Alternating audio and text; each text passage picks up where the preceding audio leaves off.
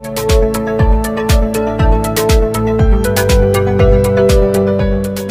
शिक्षक साथियों, इस समय हमारा ध्यानाकर्षण मॉड्यूल में जो 18 शिक्षण तकनीकियाँ दी गई हैं उन सभी का प्रशिक्षण दीक्षा ऐप पर चल रहा है।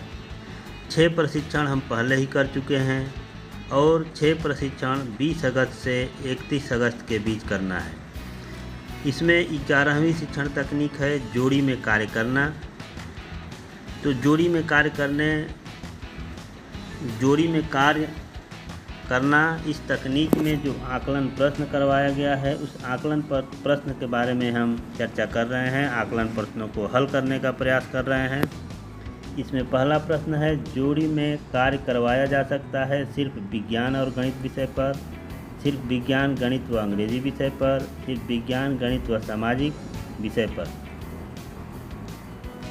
इसमें जैसा कि दिख रहा है सभी विषयों में, ये चौथा विकल्प है, सभी विषयों में सही है।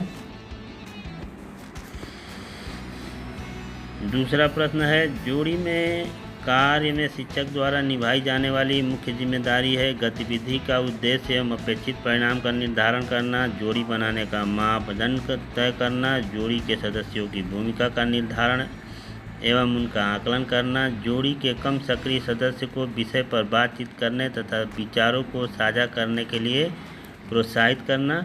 इसमें सभी विकल्प सही लग रहा है। पहला, दूसरा, तीसरा और चौथा अंतिम वाला विकल्प है, सही है। फिर आगे बढ़ते हैं। बच्चों को जोड़ी में कार्य करवाने से समय की बचत होती है, सीखने सिखाने की गति तीव्र हो जाती है, शिक्षण अधिगम प्रक्रिया सरल व सुगम हो जाती है। इसमें सभी विकल्प सही है। चौथा विकल्प उपरोक्त सभी। फिर आगे बढ़ते हैं। जोड़ी में कार्य के दौरान बच्चे करते हैं विचार विमर्श, चिंतन, ए और बी दोनों, उपरोक्त में से कोई नहीं। तो इसमें विचार विमर्श और चिंतन सही है, यानी कि ए और बी दोनों। सबसे उपयुक्त विकल्प चुने। परस्पर जोड़ी में कार्य करने के परिणाम स्वरूप बच्चे अधिक आत्मविश्वास और आनंद से कार्य करते हैं, अधिक देर तक कार्य करते हैं, निरंतर बेहतर कार्य करने की भावना से कार्य नहीं करते, कुछ समय के बाद ध्यान बढ़ जाता है। इसमें सबसे उपयुक्त विकल्प सही लग रहा है पहला, अधिक आत्मविश्वास और आनंद से कार्य करते हैं। अगला प्रश्न है, बच्चे निसंकोच और सहजता से अपनी बात कह सके, इसके लिए आवश्यक है कि बच्चों को कार्य करने के अवसर दिए जाए, व्यक्तिगत रूप से, बड़े समूह में, जोड़ी समूह में, छोटे समूह में और जोड़ी में। तो इसमें जोड़ी में सही है। फिर आगे बढ़ते हैं।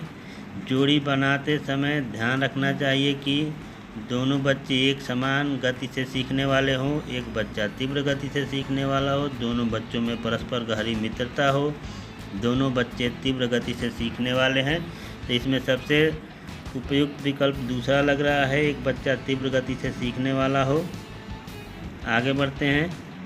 जोड़ी में कार्य दर्शाता है कि बच्चे किसी पाठ्यांश या प्रकरण पर चर्चा कर रहे होंगे, उत्तरों की जांच कर रहे होंगे, किसी विषय के बारे में एक दूसरे को पढ़कर सुना रहे होंगे तथा उसके अर्थों की खोज कर रहे होंगे, किसी योजना पर निर्माण कर रहे होंगे। इसमें सारे ही विकल्प सही हैं। इस तरह चौथा विकल्प इसमें सही लग रहा है। जोड़ी में कार्य करने के दौरान हम बच्चों को कार्य आवंटित करते हैं।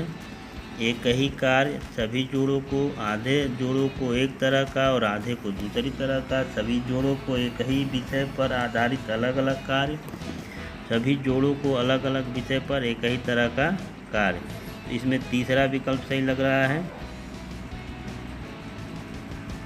फिर आगे बढ़ते हैं। जोड़ी में कार्य के दौरान शिक्षक जोड़ी से कोई बात नहीं करेंगे, सभी जोड़ों से एक साथ बात करेंगे।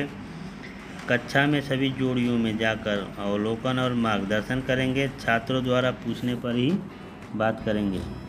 कक्षा में सभी जोड़ियों में जाकर अवलोकन और मार्गदर्शन करेंगे। आगे बढ़ते हैं।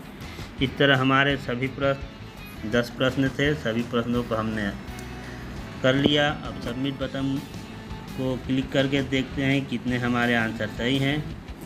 सारे आंसर सही हैं। तो मित्रों, कैसा लगा मेरा ये वीडियो कमेंट बॉक्स में कमेंट करिए, लाइक और सब्सक्राइब करिए। तब तक के लिए आपको नमस्कार, जय हिंद।